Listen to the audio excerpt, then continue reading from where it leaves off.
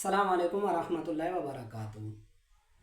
हम अगर दुनिया में आने के बावजूद भी अगर अल्लाह की सिर्फ एक इबादत नहीं कर सकते और नेक आमाल नहीं कर सकते ना, तो यकीन जाने कि हमारे दुनिया में आने का मकसद ही फजूल है और हमारा दुनिया में आना ही बेकार रह गया। क्योंकि अल्लाह अल्लाह के रसूल को राज़ी करने का सिर्फ एक ही तरीका है, वो है सहाबा की सुन्नत और सहाबा के रास्ते को फॉलो करना।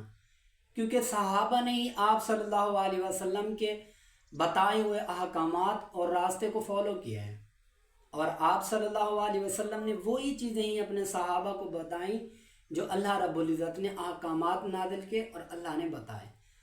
तो हमें पता चलता है कि जब सहाबा को फॉलो करेंगे तो खुद ब खुद हम अल्लाह रब्बुल इज़्ज़त के बताए हुए अहकामात के ऊपर अमल भी कर रहे हैं और अमल पैरावा भी हैं।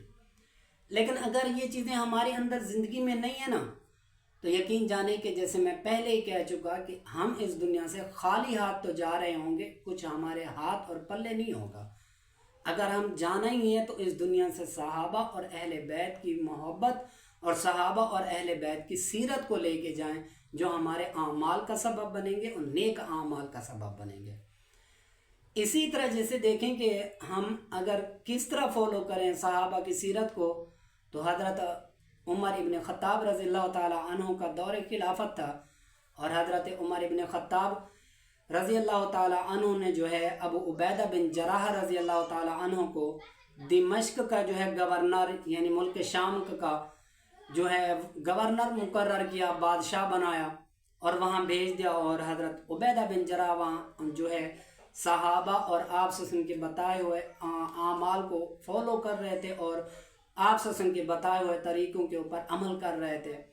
तो उन्हीं रास्तों के अंदर जब एक वक्त ऐसा आया गया, उमर इब्न ख़त्ताब जो हैं यानी उस गवर्नर दिमश्क के जो थे अबू उबैदा बिन जराह, उनको मिलने के लिए चले गए और पैगाम दे दिया कि मैं कल आ रहा हूँ।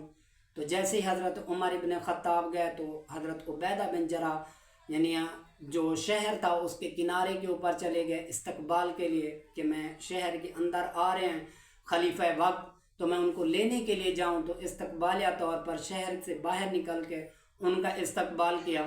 तो जब वापसी में आ रहे थे दिमश्क के अंदर यानी मुल्क शाम में इंटर हुए, तो उमर इब्न ख़त्ताब ने कहा कि ए अबू उबैदा बिन जराह, सबसे पहले मैं आपके घर जाऊंगा और आपके घर जाना है।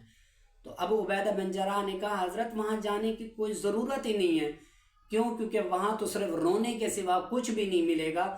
आपने अगर मुआयना करना है, जिसे कहते हैं विज़िट करना है, तो वो शहर के अंदर चलें, लोगों के अंदर चलें, लोगों के मालूमात हासिल करें, लोगों से मेरी बारे में जो राय है वो तलब करें ताकि आप मेरे बारे में भी कोई फ़ैसला कर सकें।